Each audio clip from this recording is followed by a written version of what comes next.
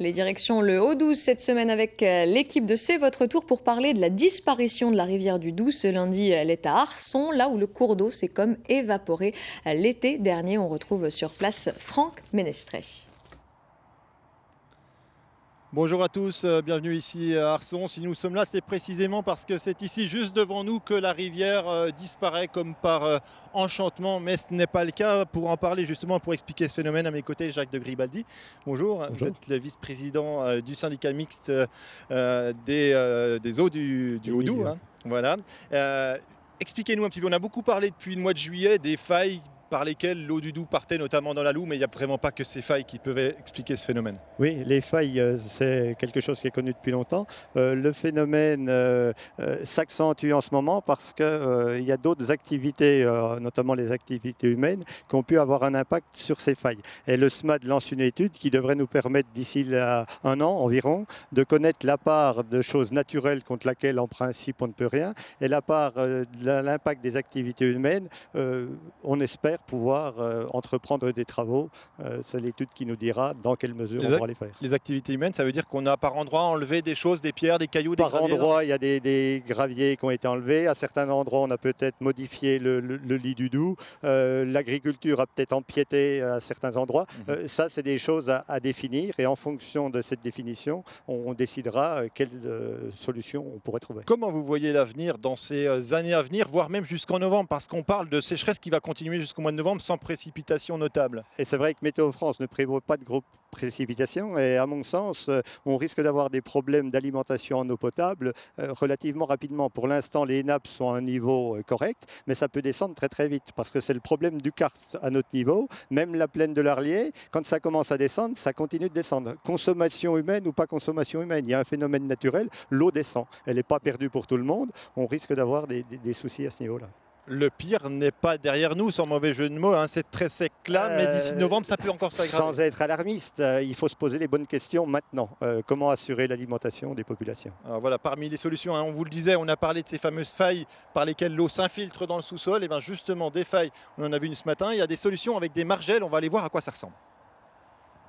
Alors parmi les spécialistes qui travaillent sur cette problématique du Doubs à sec, il y a évidemment aussi des hydrobiologistes. Jean-Noël Reich, vous êtes hydrobiologiste au syndicat mixte des milieux aquatiques du Haut-Doubs. C'est pas d'aujourd'hui que vous réfléchissez à quoi faire pour éviter ce genre de situation? Non, c'est effectivement pas d'aujourd'hui. Déjà, on sait depuis très très longtemps que le Doubs est capable de s'assécher, ça c'est la première chose.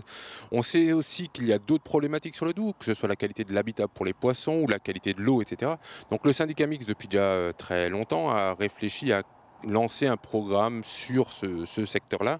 Et d'ailleurs, un programme et une étude de définition de travaux a été lancé dès début juillet. Il n'empêche que cette sécheresse-là de cette année était quand même assez inattendue. Alors il y a des solutions d'urgence qui ont été mises un peu en place. Il y a eu des margelles, alors comme celle-ci. Alors celle-ci date de 90. Expliquez-nous un petit peu comment ça fonctionne, puisqu'il y en a eu des comme ça de mises un peu plus bas. Alors celle-ci, c'est des margelles, donc effectivement assez anciennes. Alors là, le principe, c'est d'essayer d'éviter, quand il y a une faille bien visible qui a été trouvée, c'est d'éviter que l'eau en période d'étiage puisse s'infiltrer dans cette faille. Donc on a comme ça un rebord, c'est-à-dire en période d'étiage, quand les débits sont très faibles, l'eau n'arrive pas à atteindre ce niveau-là et ne pénètre donc pas dans la faille. Par contre, dès que le niveau d'eau remonte, là, l'eau va pouvoir rentrer à l'intérieur. C'est-à-dire les trous ne sont pas bouchés. L'idée n'est pas de boucher ces trous-là, hein, c'est vraiment de pouvoir les utiliser, mais pas quand les débits sont trop faibles. Alors justement, en un mot très rapidement, il ne s'agit pas de boucher toutes les failles. Hein. C'est pas le but du jeu, c'est du ponctuel.